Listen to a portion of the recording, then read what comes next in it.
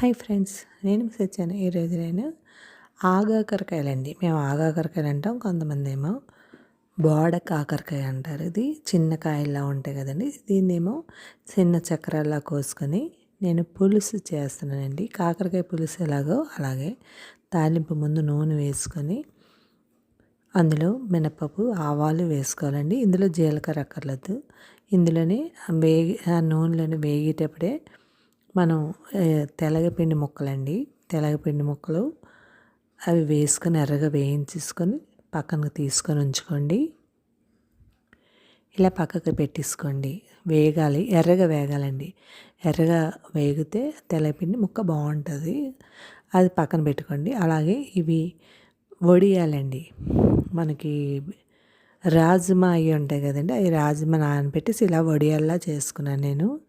ఇదండి తింటే చాలా మంచిదండి. అప్పటికప్పుడు మనం తినాలనుకుంటే అవ్వదు కదా, నానబెట్టుకొని బోల్డ్ పని అవుతుంది ఉడకబెట్టుకొని. అలా కాకుండా ఇలా వడియాలు చేసుకొని ఉంచుకోవాలండి. అందులోనే తాలింపులో అవి వేయించేసుకొని పక్కన పెట్టుకోవాలండి. అలాగే మనం ఉల్లిపాయ ముక్కలు, వెల్లుల్లి, ఎండుమిర్చి వేసుకొని అందులోనే మనం ఉడకబెట్టుకున్న ఈ ఆగాకరకాయ ముక్కలు వేసుకొని టేస్ట్కి తగ్గ ఉప్పు, కారం వేసుకోవాలండి. వేసుకొని ఒకసారి వేగనిచ్చి అందులోనే కొద్దిగా పంచదార అండి. మన టేస్ట్కి అంటే తీపిగానే ఉంటుంది ఇది.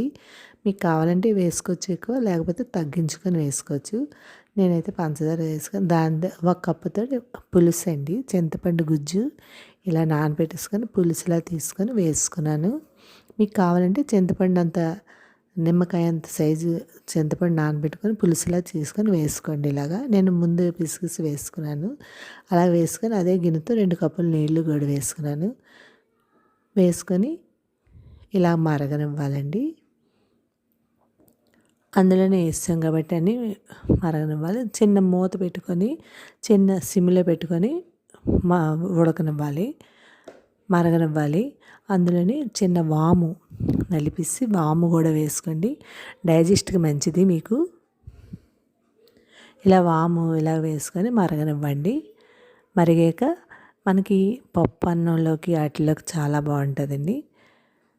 మరుగుతున్నప్పుడు మనం కొద్దిగా రైస్ పిండి ఉంటుంది కదండి, బియ్యం పిండి.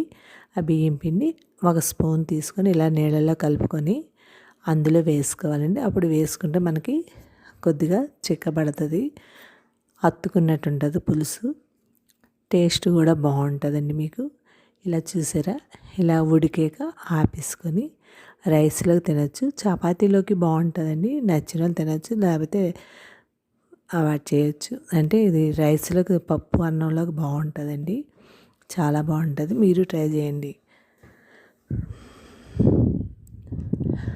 దేంట్లోకి కాకుండా చపాతీలోకి తినచ్చు, చాలా బాగుంటుంది. మీరు ట్రై చేయండి. Thank you. సబ్స్క్రైబ్ చేయండి, లైక్ కొట్టండి, కామెంట్ పెట్టండి. బాయ్. Thank you.